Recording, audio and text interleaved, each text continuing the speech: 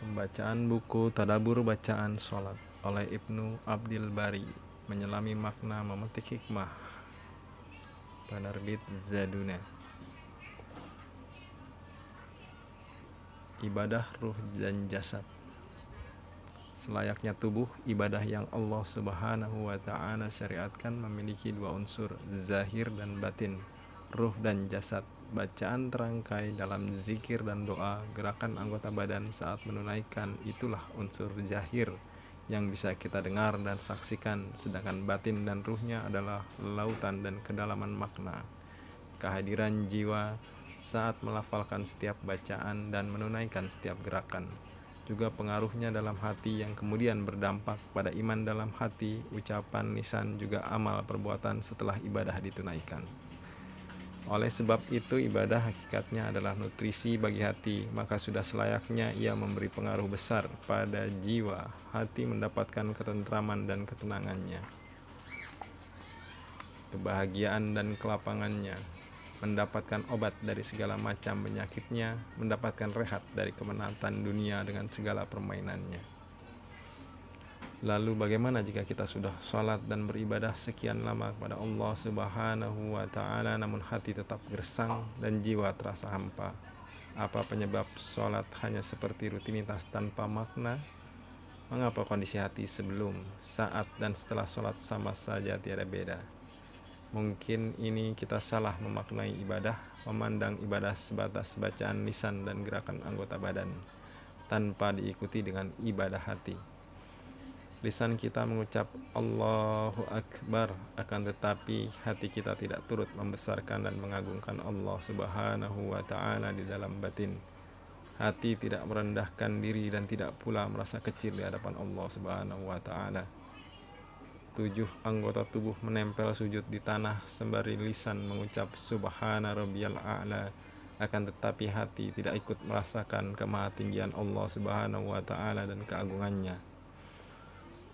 Sementara diri tiada merasakan kerendahan diri di hadapannya, bahkan mungkin rasa bangga dan besar diri masih saja bercokol di dalam hati. Padahal jika kita perhatikan dengan seksama, semua ibadah kepada Allah Subhanahu wa Ta'ala senantiasa dikaitkan dengan ibadah hati, sholat, saum, infak, dan sedekah, zakat, haji tanpa kecuali. Mari kita renungkan ayat-ayat berikut. Pada bagian surat Al-Baqarah, Allah Subhanahu wa Ta'ala berfirman, yaitu mereka yang beriman kepada yang gaib, menunaikan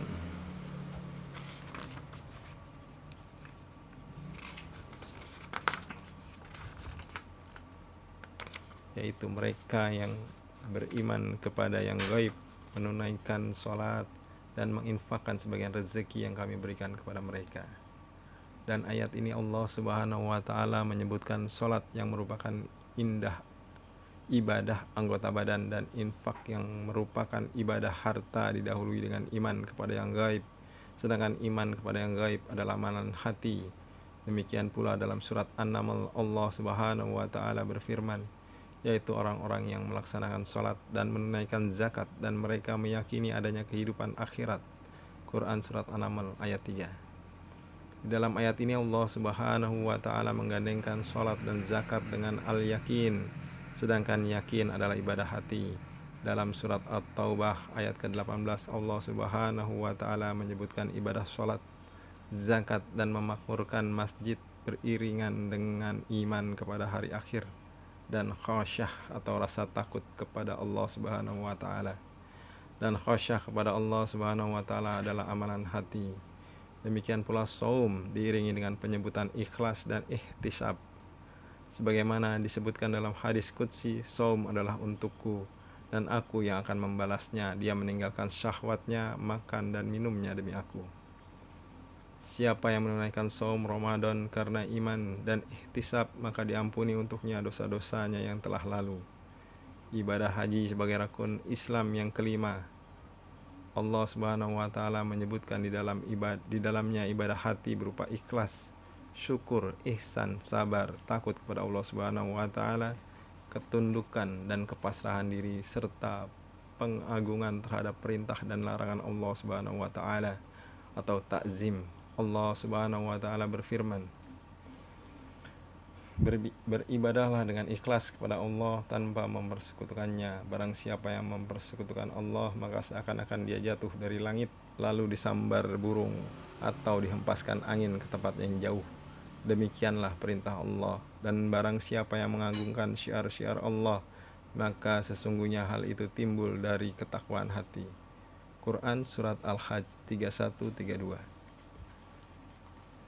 Dalam ritus ibadah penyembelihan hewan kurban pun sejatinya yang sampai kepada Allah Subhanahu wa taala bukanlah aliran darah dan dagingnya, akan tetapi ketakwaan yang ada di dalam dada para pengamalnya. Allah Subhanahu wa taala berfirman, daging hewan kurban dan darahnya itu sekali-kali tidak akan sampai kepada Allah, akan tetapi yang sampai kepadanya adalah ketakwaanmu. Quran Surat Al-Hajj 37. Rahasia kelezatan ibadah. Kelezatan ibadah tidak akan dirasakan kecuali oleh mereka yang bisa menghadirkan ruh ibadah, menghadirkan hati dengan amal yang sesuai untuk setiap ucapan lisan dan gerak tubuhnya, menghadirkan hati itu sebelum, saat, dan setelah ibadah. Inilah rahasia mengapa ayat-ayat tentang ibadah anggota badan selalu dikaitkan dengan ibadah hati. Dan karena dengan itulah ibadah itu akan hidup, memiliki ruh, menggerakkan jiwa. Ibadah tidak akan sekedar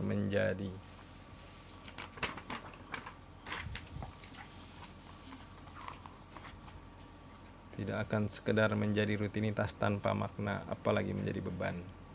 Sebaliknya, ibadah menjadi sumber ketenangan dan kenikmatan. Inilah makna dari ucapan baginda Nabi Shallallahu Alaihi Wasallam kepada Bilal bin Rabah, bila iqamat sudah menjelang, wahai Bilal, kumandangkan iqamah, rehatkanlah kami dengan salat. Adapun orang-orang munafik, mereka juga beribadah kepada Allah Subhanahu wa taala sebagaimana kaum mukminin beribadah. Mereka ruku dan sujud sebagaimana kaum mukminin bersujud. Mereka berada di saf yang sama dengan kaum mukminin dalam salat. Bahkan ada pula dari mereka berada dalam barisan pasukan yang berjuang membela agama Allah Subhanahu wa ta'ala. Mereka membaca bacaan yang sama dengan bacaan sholat kaum mukminin, akan tetapi mereka hanya merukukan dan menyujudkan badan tanpa diikuti dengan sujudnya hati dan jiwa kepada Allah Rabbul Izzati. Mereka mengucapkan dengan lisan mereka apa-apa yang tidak ada dalam hati mereka. Quran Surat Al-Fat 11.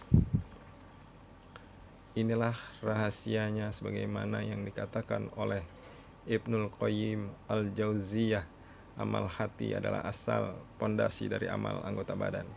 Bahkan amal anggota badan sejatinya hanyalah mengikuti amalan hati. Siapa saja yang memperhatikan dengan seksama syariat dari pokok hingga cabangnya, maka ia akan mendapati keterhubungan kuat antara amal anggota badan dengan amalan hati, dan pula bahwa amal anggota badan tidak akan bermanfaat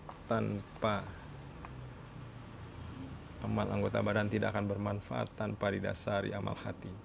Bahkan bisa dikata amal hati lebih wajib bagi seorang hamba daripada amal anggota badan. Ubudiyah hati lebih agung daripada ubudiyah badan, lebih banyak dan lebih berkesinambungan, karena ia adalah kewajiban sepanjang waktu. Oleh karena itu, menata kembali ibadah, terutama sholat, sebagai ibadah yang paling utama, sebagai sebuah kewajiban. Jika kita begitu antusias dan peduli untuk membetulkan tata cara dan kaifiat ibadah agar sesuai dengan tuntunan yang dicontohkan oleh Rasulullah Muhammad SAW, maka demikian pula seharusnya kita pun peduli untuk menata ruh dari setiap ibadah yang kita lakukan. Dengan demikian, ibadah kita bisa meningkat tidak saja secara kuantitas, tetapi juga secara kualitas, karena kepedulian untuk terus memperbaiki kualitas ibadah, sebagaimana yang dikatakan oleh Ibnul Qayyim Al-Jauziyah, adalah pertanda hati yang salim, hati yang sehat. Lanjut kembali pada sambungan berikutnya di bab kedua. Assalamualaikum warahmatullahi wabarakatuh.